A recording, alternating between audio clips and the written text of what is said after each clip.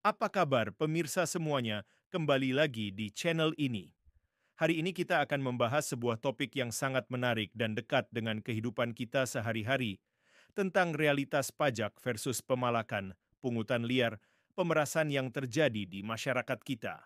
Sebagai warga negara yang baik, kita memang memiliki kewajiban membayar pajak. Pajak ini seharusnya digunakan untuk pembangunan infrastruktur dan kesejahteraan rakyat.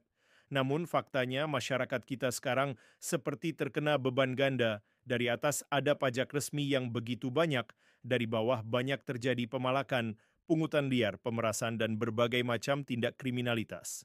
Koruptor-koruptor makin menggila hampir di semua sektor korupsi terjadi dan jelas-jelas merugikan negara dan rakyat, akan tetapi penegakan hukumnya tidak maksimal, salah satunya tidak kunjung disahkannya Undang-Undang Perampasan Aset. Hukum masih sangat tumpul ke atas, jarang bisa menyentuh pelaku-pelaku utama. Mari kita lihat faktanya, dalam kehidupan sehari-hari kita membayar berbagai macam pajak. Pajak penghasilan, pajak pertambahan nilai, pajak kendaraan bermotor, pajak bumi dan bangunan. Belum lagi pajak-pajak lain yang mungkin tidak kita sadari terserap dalam harga barang dan jasa yang kita konsumsi, ditambah lagi dengan obsen pajak kendaraan bermotor. Tapi ceritanya tidak berhenti di situ. Di lapangan, masyarakat kita masih harus menghadapi berbagai pungutan tidak resmi. Coba kita lihat di tempat parkir. Berapa kali kita menemui parkir liar dengan tarif yang tidak wajar atau pengalaman di tempat wisata di mana ada oknum-oknum yang meminta biaya tambahan di luar tiket resmi. Para pedagang kecil juga tidak luput dari praktik ini. Mereka harus membayar uang keamanan yang sebenarnya adalah bentuk pemerasan terselubung. Supir-supir angkutan umum dan truk barang pun kerap menjadi sasaran pungli di jalan. Yang memprihatinkan, semua ini terjadi di tengah kondisi ekonomi yang sedang sulit.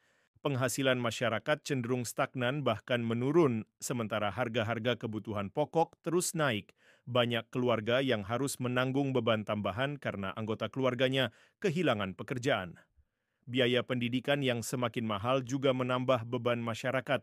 Banyak orang tua yang harus berjuang keras agar anak-anaknya tetap bisa sekolah, belum lagi biaya kesehatan yang tidak murah. Lantas, bagaimana masyarakat bertahan?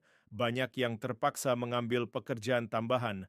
Ada yang berjualan online, membuka warung kecil, atau menjadi pengemudi ojek online.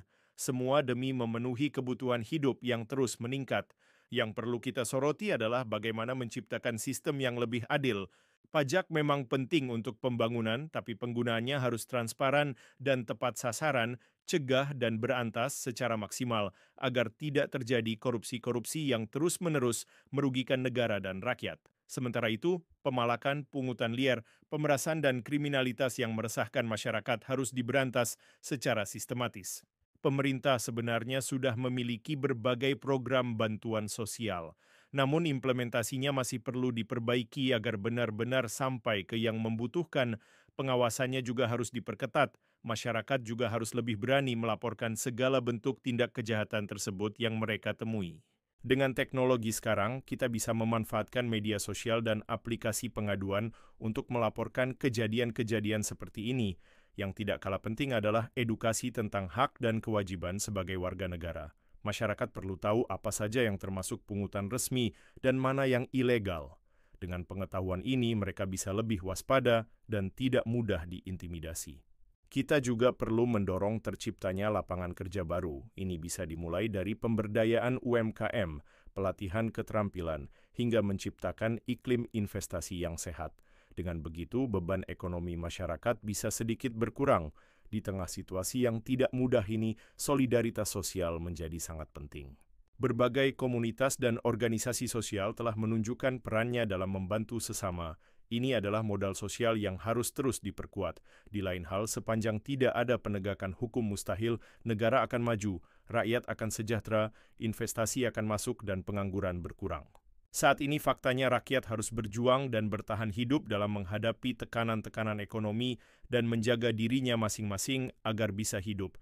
Dan faktanya begitu banyak masyarakat sekarang yang bekerja di sektor informal, yang tidak memiliki penghasilan tetap namun beban dan tekanannya semakin memberatkan.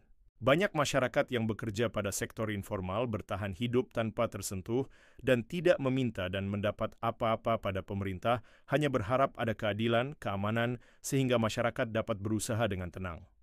Mampukah pemerintah membela, menjaga dan menyejahterakan rakyatnya saat ini? Harusnya mampu jika komitmen-komitmen presiden saat ini dilaksanakan dengan nyata. Dimulai dari mana? Tegakkan hukum yang menciptakan keadilan dan keamanan.